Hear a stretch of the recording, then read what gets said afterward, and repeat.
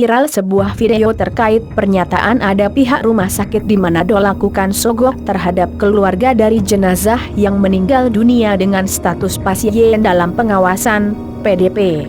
Dari informasi yang dikumpulkan, massa ini memprotes tindakan protokol pemakaman COVID-19 yang akan diberlakukan pada jenazah pasien. Bahkan dengan berteriak-teriak, massa menerobos masuk ke RS dan mengambil jenazah yang sudah dibungkus dengan kafan. Masih dengan teriakan, massa memboyong jenazah masuk ke mobil ambulans.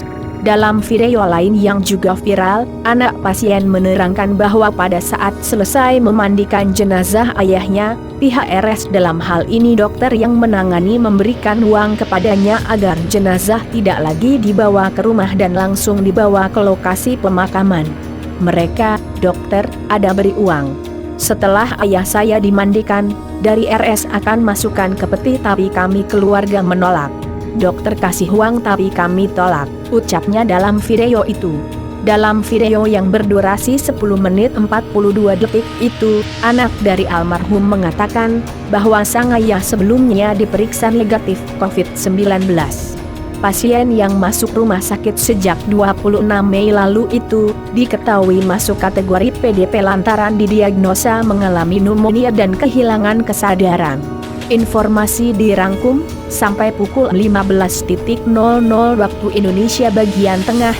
Pihak keluarga pasien tidak setuju jenazah dilakukan penanganan dengan protokol COVID-19.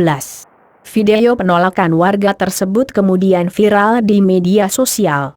Dalam video tersebut, anak pasien menerangkan bahwa pada saat selesai memandikan jenazah ayahnya, pihak RS dalam hal ini dokter yang menangani memberikan uang kepadanya agar jenazah tidak lagi dibawa ke rumah dan langsung dibawa ke lokasi pemakaman dan dimakamkan sesuai prosedur COVID-19. Mendengar penjelasan anak pasien tersebut, keluarga beserta massa menerobos ruang jenazah. Pihak keluarga bersama masyarakat kemudian membawa jenazah dan langsung menuju rumah duka menggunakan ambulans. Saat dikonfirmasi, juru bicara gugus tugas COVID-19 Provinsi Sulawesi Utara Sulut, Stefan Dandel mengatakan, pasien tersebut berstatus PDP. Dia menerangkan, keluarga pasien tidak mau dimakamkan tata cara COVID-19 dan membawa lari jenazah dari RSPK.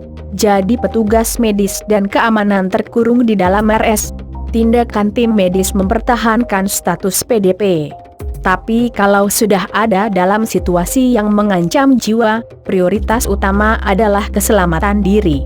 Kasus ini bisa dibawa ke ranah hukum oleh RS karena sudah ada perusakan fasilitas, jelasnya. Dandel menambahkan dari provinsi memiliki tim pendamping psikologis untuk masalah seperti ini. Tapi ungkapnya, situasi di lokasi pada waktu itu tidak bisa dilakukan tindakan apapun. Bahkan tokoh agama dilibatkan juga dikurung di dalam RS.